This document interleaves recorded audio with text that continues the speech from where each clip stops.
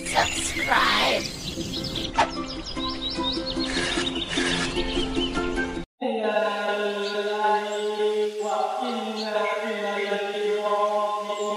Ku ingat saat itu ayah duduk di sampingku, hangat menggenggam mata. Selamat tinggal, Nek. Di saat ayah dan ibu hanya menjadi tanya yang tak pernah terjawab, neneklah yang Tuhan kirim untuk menemani Dion. Tanganmu yang keriput itu menjadi rumah, Nek. Suaramu yang lembut menjadi penenang setiap malam. Kau membesarkanku bukan hanya dengan tenaga, tapi dengan cinta yang tak pernah habis. Kini aku berdiri di sini, melepasmu dengan hati yang terasa patah. Separuh dari diriku seakan ikut terkubur bersama tanah yang menutupmu. Tapi aku... Di antara mimpi dan ragu, kita berdiri mencari arah. Langit terasa begitu jauh, namun hati tak mau menyerah. Dulu kita berlari tanpa beban, tertawa lepas tanpa tujuan. Hari-hari penuh hayalan, seolah dunia milik kita selamanya. Kini jalan tak selalu mudah, ada tangis di balik senyum. Tanggung jawab mulai menyapa, memanggil namaku perlahan. Dan waktu tak pernah menunggu, memaksa kita untuk melangkah. Walau takut sering mengganggu, kita harus tetap tegak. Menuju dewasa, ku belajar memahami bahwa hidup tak selalu tentang mimpi.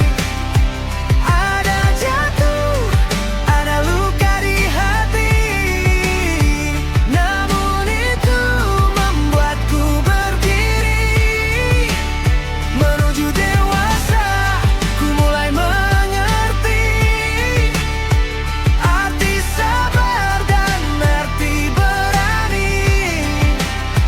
Meski dunia tak selalu pasti, aku tetap berjalan hari demi hari.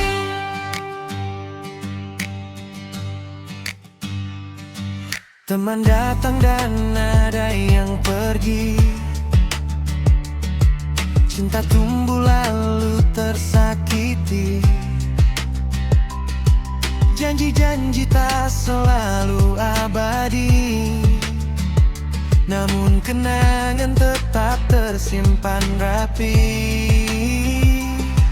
Kadang ingin kembali ke masa saat segalanya terasa sederhana, namun hidup terus bercerita dan aku tak bisa menutup mata. Setiap salah jadi pelajaran, setiap gagal jadi kekuatan. Walau langkah terasa berat, ku percaya esok kan bersinar. Menuju dewasa, ku belajar memahami bahwa hidup tak selalu tentang mimpi. Ada jatuh, ada luka di hati, namun... Tapi hari ini jujur aja, gue nggak ngerasa gagah sama sekali. Istri gue, Bu Mika, lagi nunggu waktu buat melahirkan.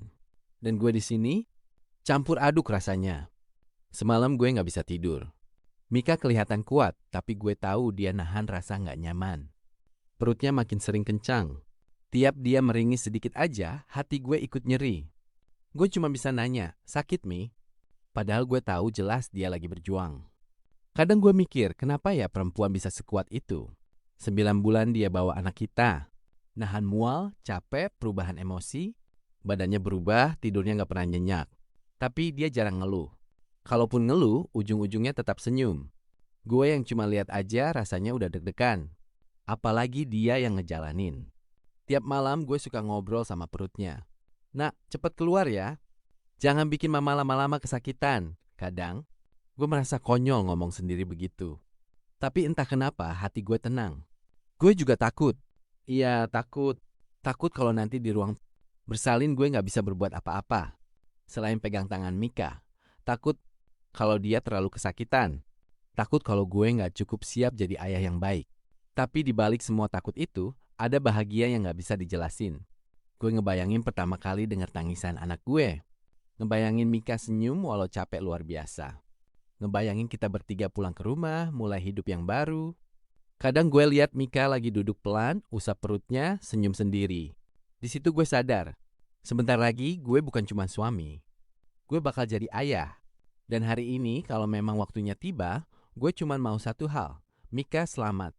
Anak gue selamat, itu aja. Gue mungkin gak bisa ngerasain sakitnya dia. Tapi gue janji, setelah ini gue bakal berusaha lebih keras lagi. Kerja lebih sungguh-sungguh, jaga mereka lebih baik. Jadi laki-laki yang pantas buat istri sekuat Mika. Mi, kalau kamu dengar ini, terima kasih ya. Udah berjuang sejauh ini, gue bangga banget sama kamu. Dan buat anak gue, ayah nunggu kamu.